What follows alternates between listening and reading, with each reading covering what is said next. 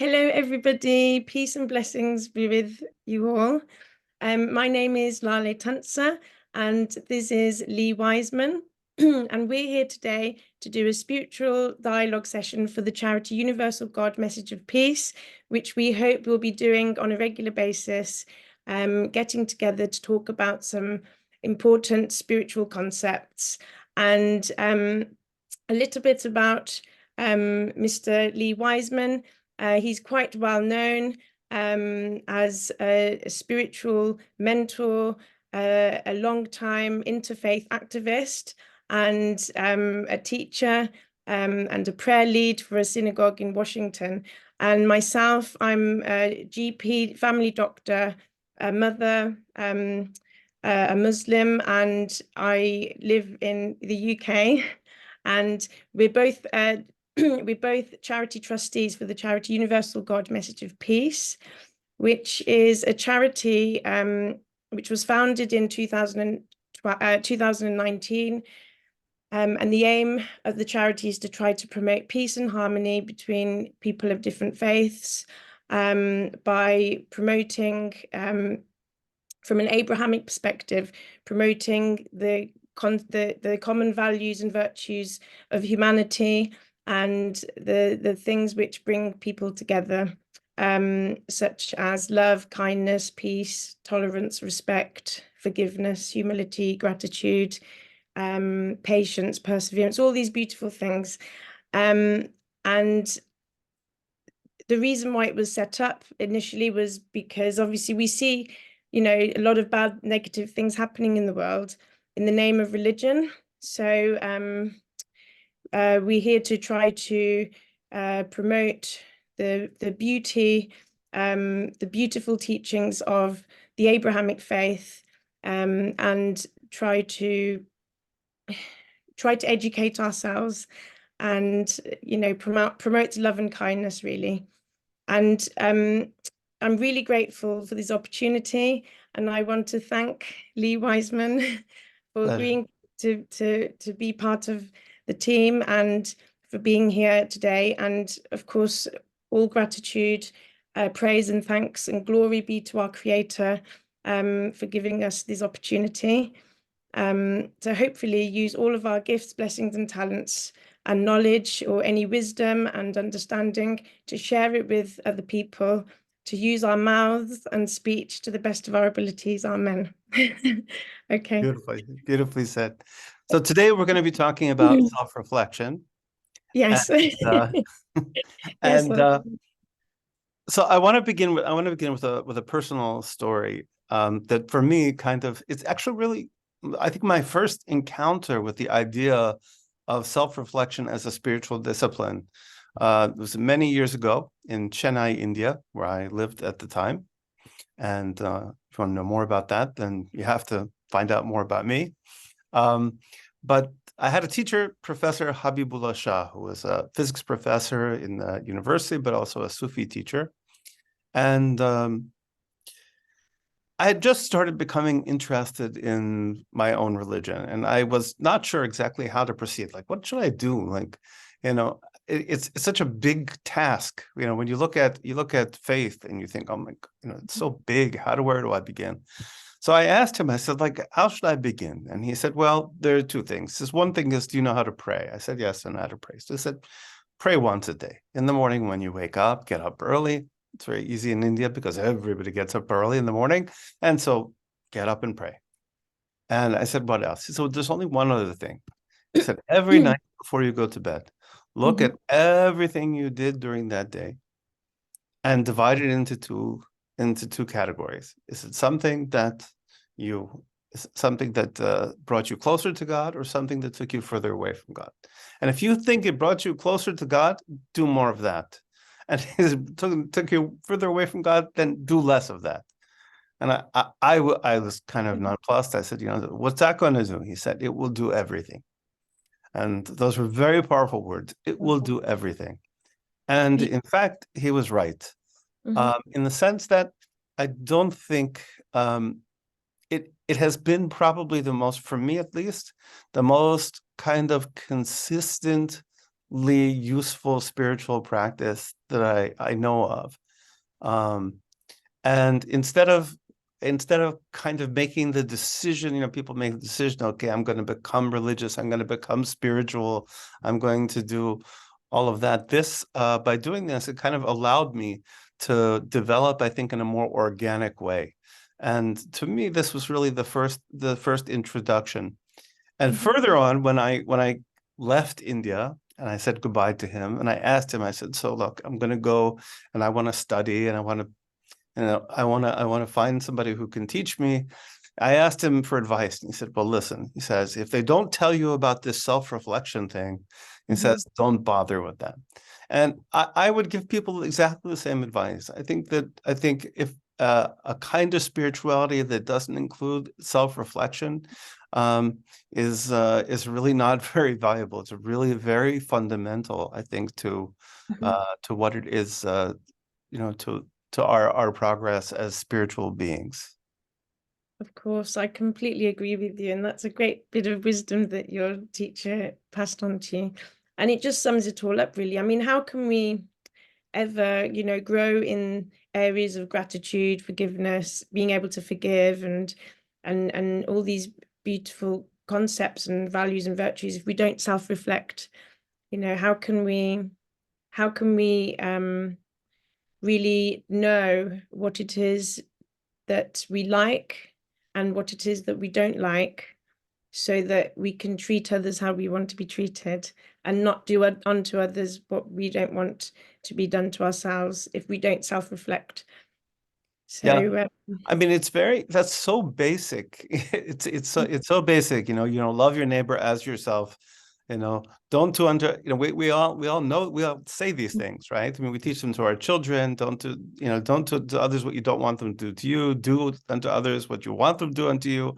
All that stuff, but none of that works if you haven't checked in with yourself, and if you have no idea, what you want. Some things we know. I mean, we know, for example, that we like to be fed regularly.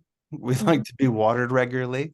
We like to make sure that we're warm. We like to make sure that we're comfortable. We want to make sure that we're loved, right? We have all those things that we do, those things that we do know. Even those things are hard to provide to other people. And then the deeper you get into those needs, the harder it is to know, unless you really pay attention to yourself. And by learning to pay attention to yourself, you can also learn to pay attention to other people. How do you expect to understand someone else's needs? How do you expect to understand what somebody else is saying if you can't kind of check in with your own self? If you don't understand what yourself is saying to you. It makes it much more easy to understand other people, and to have also to have a better reflection on your responses to them and on the way that you understand them. The better you know yourself, the more you'll understand about your responses to other people and also even to your environment. Of course, and everybody's looking for that inner peace. And actually, unless we self-reflect on what it is that actually brings us true lasting peace, and reflect on our experiences and our possibly negative past traumatic events and things that may have happened in our lives that caused us distress, that somebody else might have done to us or something, how can we, and our own behavior as well, so something that we may have said or done to somebody else, and how we feel, like reflecting on how that made us feel, and how that affected our relationship with other people, our partners, our children, our parents, our work colleagues, our people in our community. Unless we reflect on our thoughts, speech and behavior, then how can we improve or develop in ways that can bring ourselves and other people peace? Self-reflection also can be, as you said, can be a painful process too, because we have our past mistakes, we have our traumas, we have things we've gone through which are very difficult. But our intention in the self-reflection has a huge impact. So I think it was Rebbe Nachman of Breslov gave an analogy. He said, when you have a pot of trash, when you have a pot of trash, Mhm. and you have a garbage bag, right? Garbage bucket, and you take a stick, and if you stir it up, right, what happens? You get a horrible smell, right? You get a horrible smell. On the other hand, if you take you take a handful of herbs, right, and you Mhm. crush it in your hand like that, and you give it a smell, smells delicious, right? In both cases, you're Yeah. agitating, right? In Mhm. both cases, you're agitating. And you're going to stir up all sorts of things. But Yeah. if you're stirring up the negative, you also have to stir up the positive. And Mhm. self-reflection is really about both of those things. It's about Mhm. stirring up it may be stirring up the negative in yourself, examining things that are difficult, Mhm. and at the same time also paying attention to those things are positive in you. Yeah. So you may be stirring up the garbage a little bit and you'll get a stink, but you're also going to be rubbing your soul a little bit and getting a delicious smell, and getting a beautiful fragrance. It's a lovely And way. there's really both of those things. Yes, completely agree. It can be a very painful process for many, and I think that's a big reason why, a lot of us try to avoid reflecting. And this world is a distraction, isn't it? With the daily tasks of, work and, things that are fun.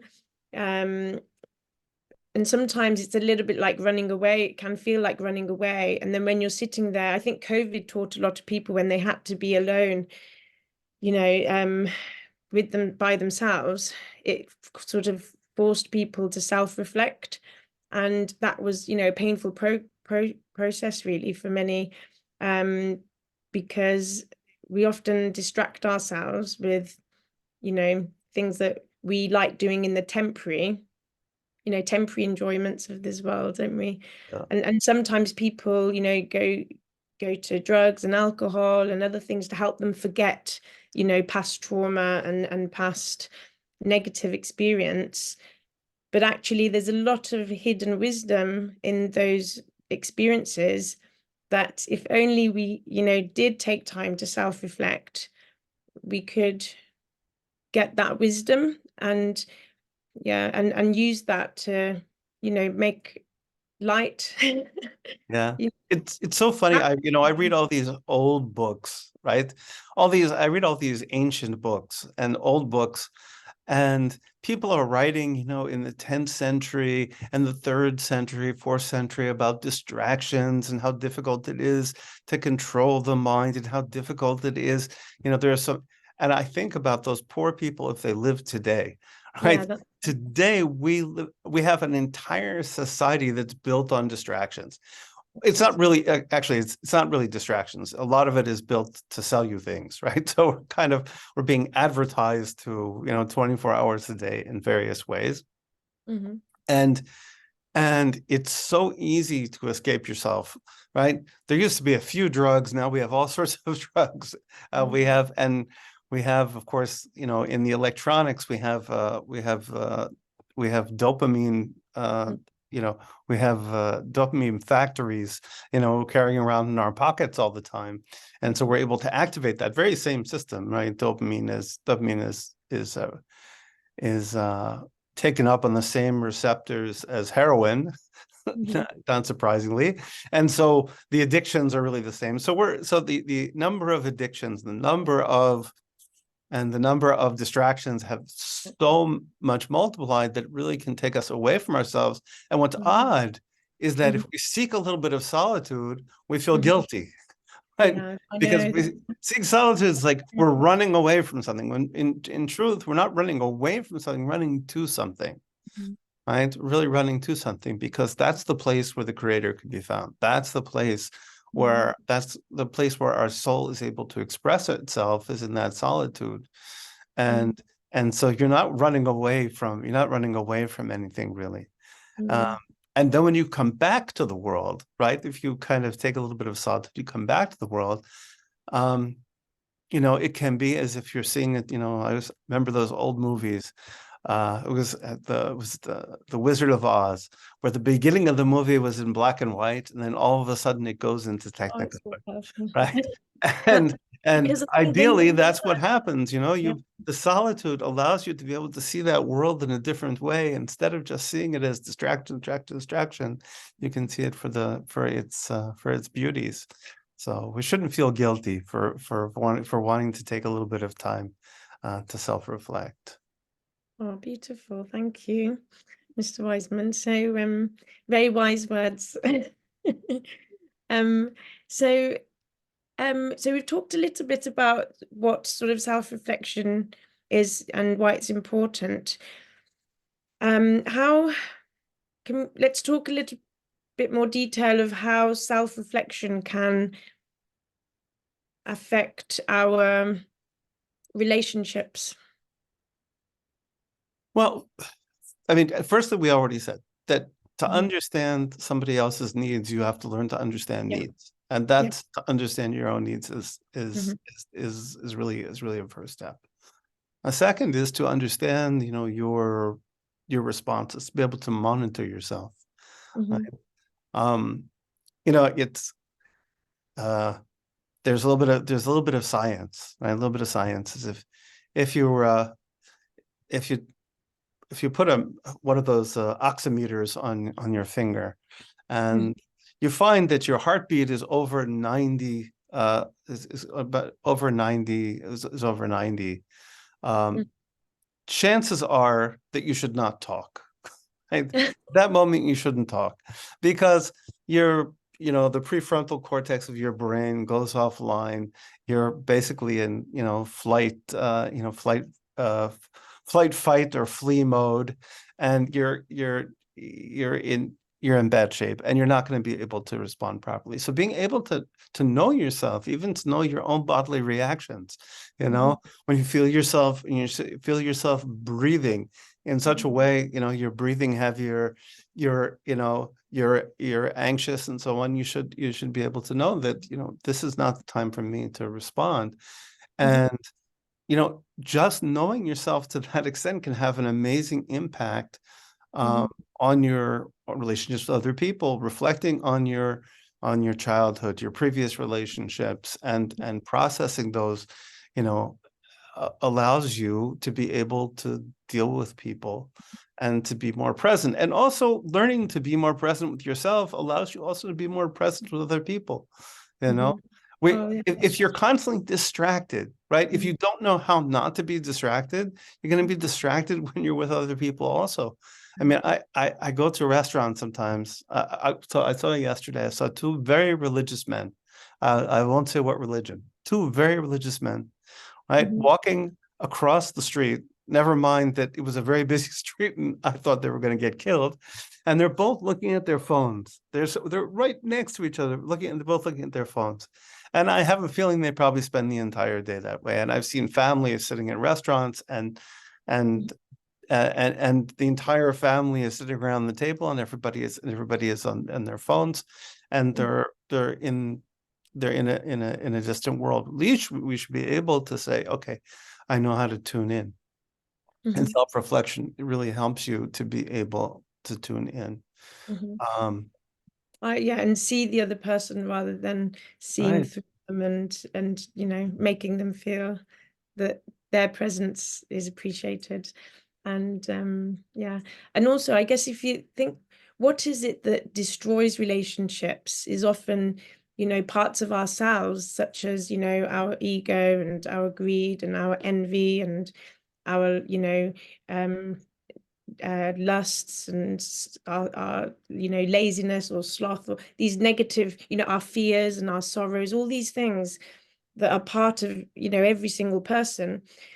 If we look at sort of why relationships worldwide, personal relationships and on a bigger scale, even between countries and political relationships and things, why they break down is often because of these parts of ourselves that we don't have control over if we don't reflect. So I think if we can self-reflect on even, these areas of ourselves, then perhaps there's a hope that we can come out of, be able to control these feelings, our anger and our feelings of vengeance and that type of thing, so that we can improve our relationships by better controlling ourselves.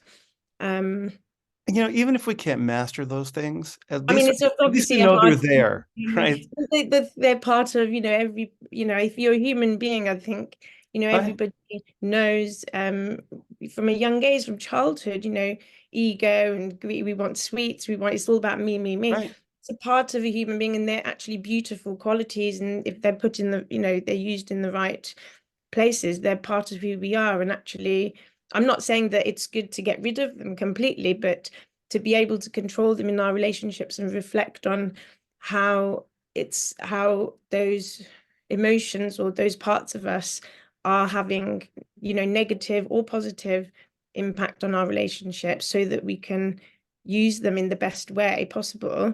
That It's involves self-reflection, doesn't it? Yeah, it's important to know that it's important to even know that they're there. I mean, it's so easy to be on Yeah. autopilot and to be unaware. And also it allows you to give people to, cut people a break, you know. I mean, Definitely. the more you know yourself, and somebody said I heard a Sufi story once. I'll share the story. It's a great story. So the story was that there was this teacher, and this guy kept coming to him, and he said, please teach me, teach me, teach me, teach me, teach me, teach me. And he and he kept saying no, no, no, no, no. He refused. And finally the guy came one day and said, okay, says, do me a favor. Okay. Says, go into town, okay? Go into town, and I want you to kiss the hand of the worst person. He said, I want you to kiss the hand of the worst person in the town. Mm-hmm. So he goes and he comes back and he says, well, did you kiss the hand of the worst person in the town? He said, no. He says, why not? He said, because, Oh. he said, and I asked the person who told me the story, I said, this is right. He Well, said, it's very wise, because the thing is, he, we can't judge other people like right. that. He Can says, we? I We don't judge know ourselves. anybody else. Yeah, yeah. Only the worst person I know is Is me, ourselves. Yeah, because exactly. I'm the only person I know. I Yeah. cannot know anybody else's motivations. I don't know. I know that for me, okay, Mhm. when I do something, when I make a mistake, I do something wrong, trying to figure out, trying to self-reflect and to figure out what in my history, what in the present moment, what caused me to make that mistake is so incredibly difficult. And Mhm. here I am looking at another person, and I don't have half of those facts. And Exactly. how do I expect myself to figure that out? Mm. So the more I know myself, the more I can give people a break, Yeah. and I can say, listen, they're human beings just like me. They Yeah. make mistakes and you want, and just like I don't always understand myself, they don't understand themselves. They don't Yeah. know why they're Right. doing what they're doing. They, Yeah. and being able to have compassion on other people for simply being Well, human. that's exactly. Compassion is the thing which brings people together and what makes peace in our relationships. And to have compassion, we have to have empathy. And I guess that wisdom that I was talking about in those darkest moments of our lives, those negative experiences, that might have been very painful, traumatic, um, the type of experiences that we run away from, that trigger our anxiety Mhm. and fears and everything when we think about them. That's exactly where that wisdom is, where if we can, find the courage to take a bit of time to reflect, and that's why talking therapy helps with these things, is to try to face those experiences and talk through them, ask ourselves the right questions, gain that wisdom. And actually we find that the greatest wisdom, I think, is empathy, because through that pain, unless you've been through something painful like that, there are many other people who are going through similar situations, and then that empathy, then it can help us to make excuses for other people and to try to see the good in them and to have compassion on them. And even if it's not the same experience, we know that everybody has their own struggles, in different ways. So that's our struggle, and that caused us pain. But we don't understand, and it's an opportunity to try to learn from their negative experiences. And that involves talking. So it involves talking and seeking the good in other people always. So may God always help us to seek the good in others and reflect on our own faults rather than judging other people, so that we can improve our relationships. Amen. Amen. So yeah, okay. So self-reflection. The other thing I think in relationships, people are very quick sometimes to blame each other. It's an easy thing to do, to say this is your fault, and no, this is your fault. So people don't want to take responsibility sometimes for their own actions, and self-reflection enables us to try to see what we've done wrong in that situation, or what we could have done better, to take responsibility and hopefully see the other perspective from the other side. Well, really, in any situation, you don't really have control over anybody else's feelings or behavior, right? I can tell somebody, okay, you're wrong, and you should do this, you should do this, you should do this, but I really don't have control over that. The only thing I do have control over in almost any situation is myself, right? Hopefully, or potentially. Yeah. I mean, many of us don't feel like we have control, and Right. that's why it causes, I think, so much anxiety and so much. Right. It's so painful, because we feel like we're sort of enslaved to those negative parts of ourselves that bring those emotions up. And so how can we? Oh, sorry, I'm sorry, my dog is just growling to go outside. Just one moment, please. Okay. Just a moment.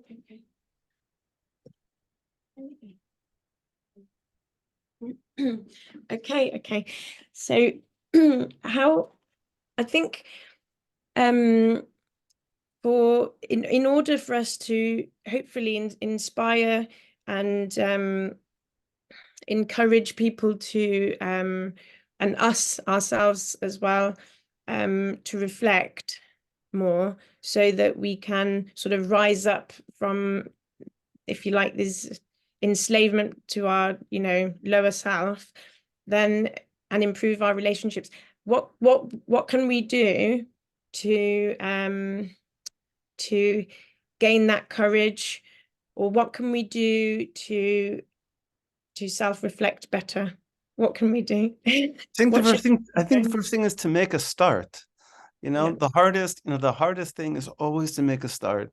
There's so many, if you think about it, you say, okay, so now how do I self-reflect for the rest of my life? Well, then that's overwhelming. So what you have to ask yourself is, how do I do that today?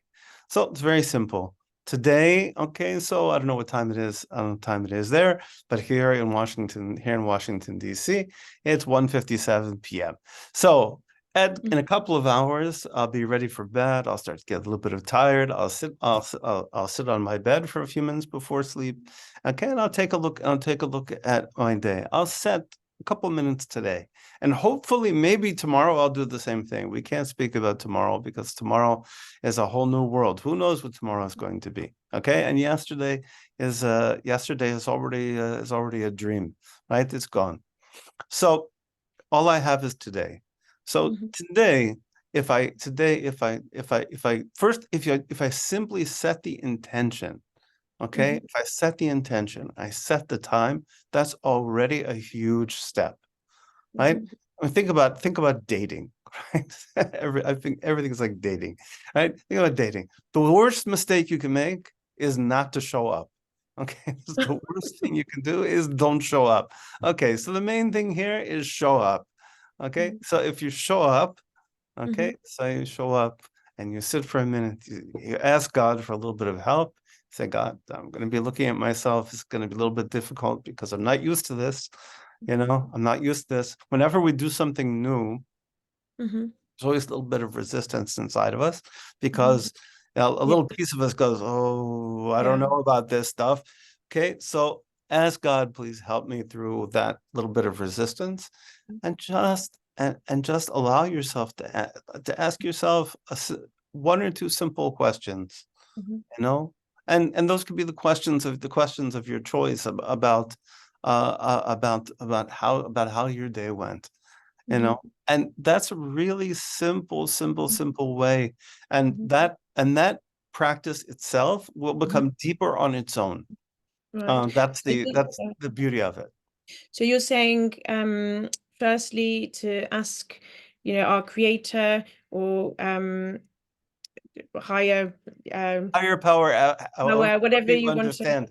yeah, to give us the strength, and the willingness and the ability to want to do this and persevere with it.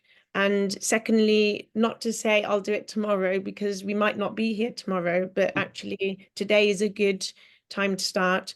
And thirdly, maybe some self-discipline, a little bit of self-discipline routine, to just a couple of minutes perhaps, to in the morning or afternoon and evening, to maybe just 2 minutes to just sit down in a quiet room by ourselves, somewhere where we feel comfortable and not distracted, where our mind is not distracted, where we can maybe perhaps do a bit of breathing and reflect and ask ourselves a couple of simple questions like, how am I feeling? Why am I feeling like this? Um, why am I doing what I'm doing today? What do I want to achieve from it?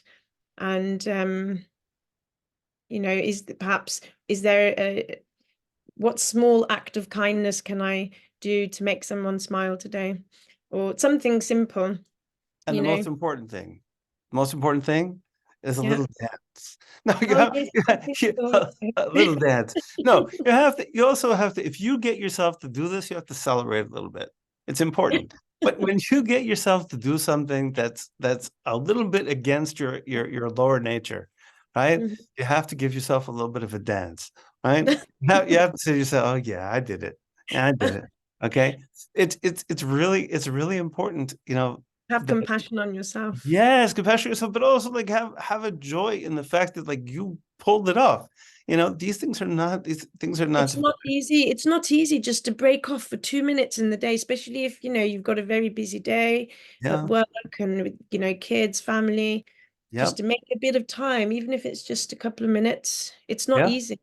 yeah. And And if actually, you do, it's mm, party time. No, there definitely has to be like it's really important to be mm, happy with yourself also when you pull off something like that, and to make sure that when you do your self accounting, to always look at the good things in yourself too. mm, Okay. mm, Promise you, if you really do an honest accounting, mm, I don't care who you are.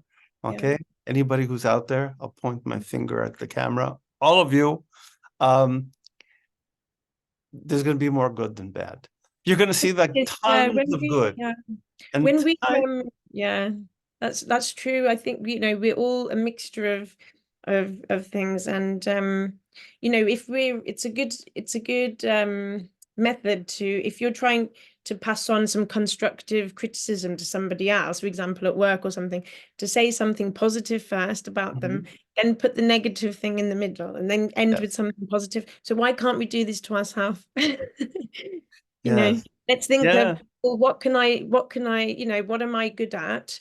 What do I do that, helps someone else? And in what could I do better to, what area do I need to work on most? And then, at the end, but I'm doing pretty well because I've just made 2 minutes of my time to, in this busy schedule of my life, to, self-reflect. So then you do a dance. yeah. But those things, those things that we That's learn at work, whatever work like for people. feedback protocols and things like that, how to give constructive criticism. What was it? What was um plussing? That was I think that was forget which company. Pixar had this whole concept of plussing, not dissing. How to Mm. we learn all these, things, all Yeah. these things, and then we don't use them with ourselves, right? Yeah. Then we go up, we beat ourselves up, and or we just kind of, we just kind of live with Mm. pains that we project onto others, and or shell up so that it's hard for us to have empathy. But if we see ourselves and other people with an authentic curiosity, and with Mhm. and with a growing and a love, then we can really change things. And that's really what we're here to be, is people who change the world and make it better. Amen. Amen. And just small kindnesses can just light up the world, can't they? They can really make a difference to other people's lives. Just Yeah, a smile. The best things in life are free, aren't they? We don't need money to forgive. We don't need money to be kind. We don't need money to say a kind word. We don't need money to smile. We true. don't need money to be grateful. Um, Yep, so goodness comes at a bargain. There's no question. It's one of the it's one of the it's one of the most inexpensive things in the world. You definitely you don't need to spend a lot of money on it. That requires very little. The investment that it requires is an inner investment. But once you make that, there's plenty to go around. and that's why I guess it's important to self-reflect also on these concepts and values and virtues, because it is that which does light up the world, and it is that which does bring peace in our relationships, and it is that which unites the hearts. It's that which encourages us to be able to see the beauty wherever we look, and that involves, I guess, self-reflecting on the importance of gratitude and kindness and compassion. And actually, if you believe in God and you believe that to him belong the most beautiful attributes, then, from an Abrahamic perspective, he does encourage us to reflect on his beautiful attributes. And that involves self-reflecting and meditating and actually trying to emulate his ways of peace, because that's, what brings peace. That's what. Um, yes. Um, so so my next question, I think we're saying that I guess, to be self-reflective, it would also be helpful, I guess, to try to break free from things that distract us. Because sometimes we intentionally distract ourselves, don't we, with, somebody's had a stressful day at work, to Yeah, come home, it's quite easy to drink some alcohol, or to try and forget the right. worries of the day, or try to forget all of these experiences. But I think what we're doing when we do that is just trapping all of this wisdom in a box and putting it away somewhere and running away from it. Yeah, those things would be great if they worked. I mean, So, they don't yeah. really work. They No, well, what they do, they cover up. They don't actually help us to heal from inside. And it's the same with medication. We go to a doctor and we get a medicine. Yes, there's a role, and I'm a doctor and I give medication, and there's a role for the physical medication and things, but like antidepressants, even antidepressants, there's a role for all of that, Mhm, to really get us out, to be even motivated enough to face mhm. the underlying aspects that we need to work on. But it's not a long-term forever cure, and it just simply masks over, you know, the pain, really, like painkillers, you know.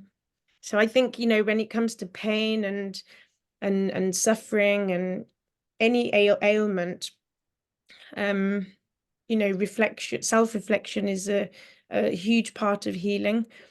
Um, so And I think that one of the, you know, one of the when it comes to mental health, for example, I think that what antidepressants, things like that, can do is the give you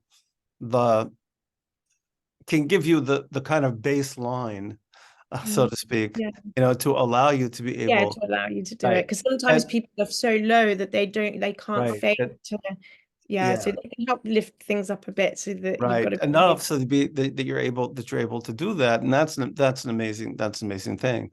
You know, I think that yes, it's very easy. It's very easy to get distracted. Mhm. Um, and you know, as we of course we you know this world is full of distractions. But at the same time, those things can also be, you know, avenues, you know, when we find ourselves frustrated, when we find ourselves, you know, upset, or when we find ourselves, you know, tired out, those are also moments where we can just pause for a second and say, you Mhm. know, why am I so exhausted? You know, very often, I don't know why I'm so exhausted, right? I, I come home and I'm just like, oh, I am like Yeah, beat, I'm the same. and I'm beat, and I have Yes. no idea why. And I'll sit for a second, and I think Mm, I didn't do anything. Like it's mm, not like it wasn't an abnormal day. I mean, maybe I didn't run around more than I did, but something. And I realized, you know what?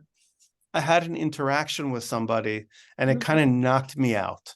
You know, it mm, kind of I yeah, had an interaction with somebody, and it mm, was not quite right. And it mhm. tiny, could be a Yeah. tiny little thing, Well, but no, another. exactly. And it drains you out. Sometimes you're out in the world and you're trying to do good and you're trying to help people, but there is a lot of negativity around and it can suck your energy Yeah, out and make and you feel exhausted. But it should we be fluctuates. avoiding those situations or should we be doing it anyway? What do you think? Well, I think that one listen, it would be nice if we could avoid all those situations. It'd be wonderful, but it doesn't work that way. I mean, the Mm, world is not ever going to work that way. You know, we don't have a lot of control over our circumstances, right? We have control over the way that we respond to them and understand them. mhm. And at least take the moment to say, well, Yeah. why am I so, you know, and, oh, I'm feeling so messed up because I had this one interaction and it really kind of spread that little layer of oil over my entire day. So And what would now I what can let it go. but how can we reflect and do something about that so that the next time we're in that same situation, we don't feel so drained? Well, I think that part of it is being aware of it. Like once you know that that happens, and the next time you see this happen, say, "Oh, okay, Yeah. I remember this." And the last time this happened, right? The last time this person said this to me, I was out for the day, right? And he said this time, and then if you reflect on it a little bit, think about who this person is and why they may be saying this. Mhm, I love to make up, you know, mhm, crazy stories about other people in mhm, my head.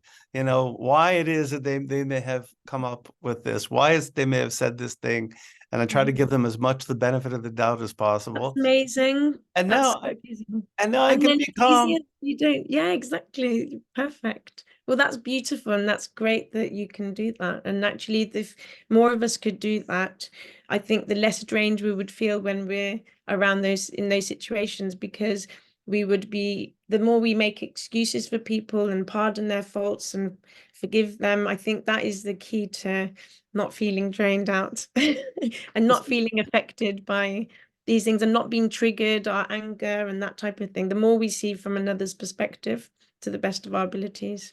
I had a boss once. I once I taught a horrible class. Okay. Mhm. I was a high school teacher, and I was teaching like sixth and seventh graders, which is not my age at all. And I was horrible. I was horrible. In what way? I was just not a good sixth, seventh grade teacher. I just didn't know what I was doing. I taught high school, and they told me 2 days before school, you're teaching sixth and seventh grade. I was like, what? I had no idea what I was doing.